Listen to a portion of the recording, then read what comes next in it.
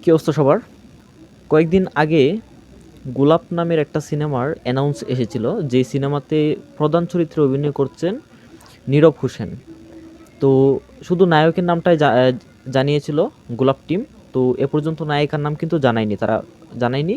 তো আজকে রিসেন্ট জানতে পেরেছি গোলাপ সিনেমায় নীরবের পাশাপাশি নায়িকা হিসেবে কে রয়েছেন সেটা অলরেডি জেনে ফেলেছি।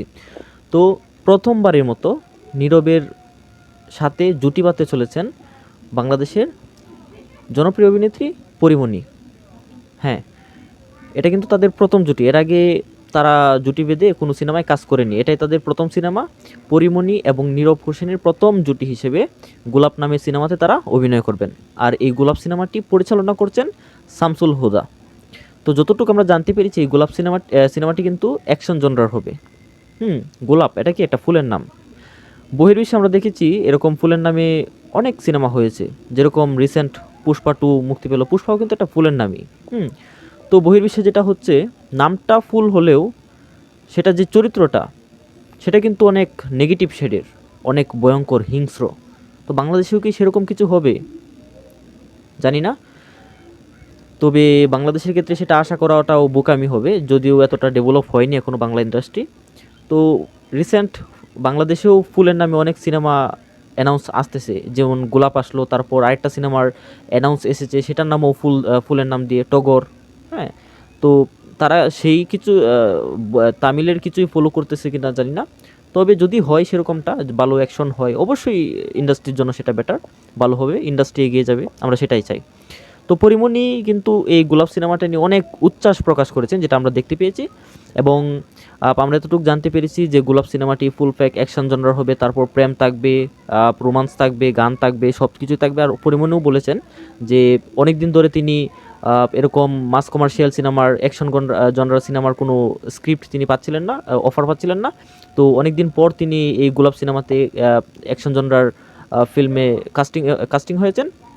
তো সেটা নিয়ে তিনি দারুণ এক্সাইটেড, এবং তিনি এটাও বলেছেন যে এই সিনেমাতে তিনি প্রেম থাকবে, ফাইট থাকবে, রোমান্স থাকবে, সব কিছু থাকবে, গান থাকবে, নাচ থাকবে, সব কিছু থাকবে।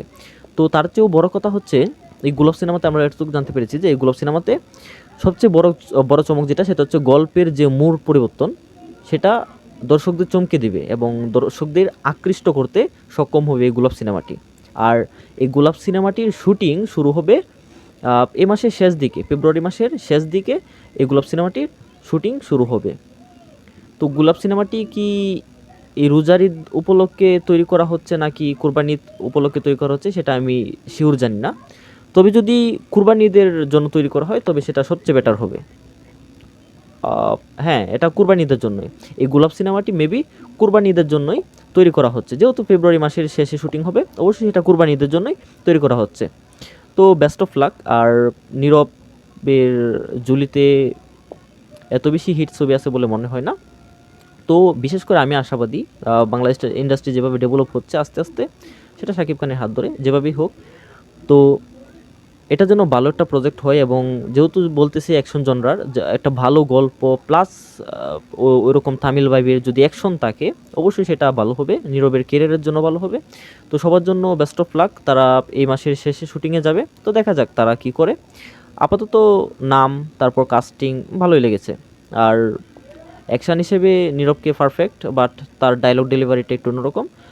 যাই হোক, সবার জন্যই বেস্ট অফ লাক। তো আপনার এই জুটিটা ঠিক কেমন লেগেছে অবশ্যই বলে যাবেন।